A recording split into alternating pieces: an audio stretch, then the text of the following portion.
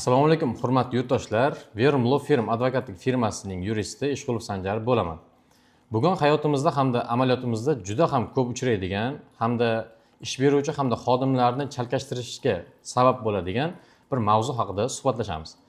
Bugungi mavzuyimiz xodim mehnat kodeksining 161-moddasi 2-qism 4 hamda 5-bandlari bilan ishdan bo'shasa, uni ishga qabul qilsa bo'ladimi kelgusida degan mavzu. Bilamizki, mehnat kodeksining 161-moddasi bu ish beruvchi tashabbusiga ko'ra mehnat shartnomasini bekor qilish hisoblanadi. Va bu modda bilan ish beruvchi agar mehnat shartnomani bekor qiladigan bo'lsa, ba'zi va ko'p holatlarda e'tibor qaratish kerak bo'lgan holatlar juda ham ko'p. 4 hamda 5-bandlarni nimaga e'tiborga olyapmiz? Bu bir-biriga juda ham yaqin bo'lganligi sababli 4-bandi bu xodim o'z mehnat majburiyatlarini muntazam ravishda buzishi, 5-bandi esa xodim o'ziga berilgan mehnat majburiyatlarini bir marta qo'pol ravishda buzishi bilan mehnat shartnomani bekor qilish hisoblanadi.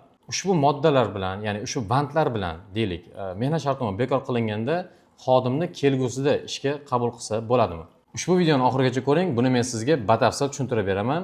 Undan oldin esa videoga like bosishni va izohlarda o'zingizni qiynab kelayotgan mehnat qonunchiligiga oid savollaringizni yozib qoldirsangiz, kelgusida aynan sizning muammoyingizni video sifatida ko'rsatib, hammaga foydali kontent qilishda davom etamiz.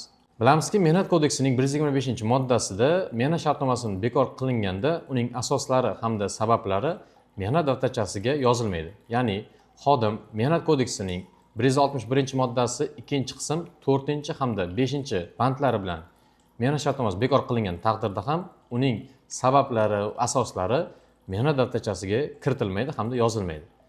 Shundan kelib chiqadigan bo'lsak, xodim kelgusida muntazam ravishda majburiyatlarni bajarmaganligi yoki bir marta qo'pol ravishda buzgan taqdirda ham kelgusida uni ishga qabul qilishimiz mumkin.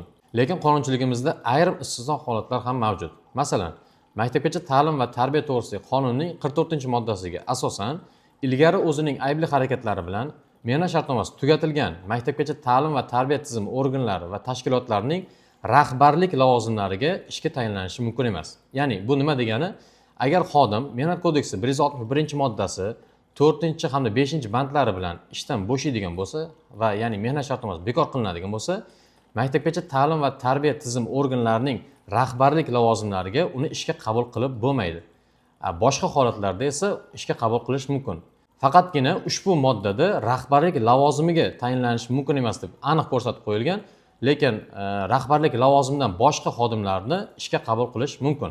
Ushbu videoga xulosa qiladigan bo'lsak, agarda xodim mehnat kodeksining 161-moddasi, ya'ni ish beruvchi tashabbusiga ko'ra bekor qilinadigan bo'lsa, 4 hamda 5-bandlarni asos qilgan holda bekor qilinsa, uni kelgusida ishga qabul qilish mumkin.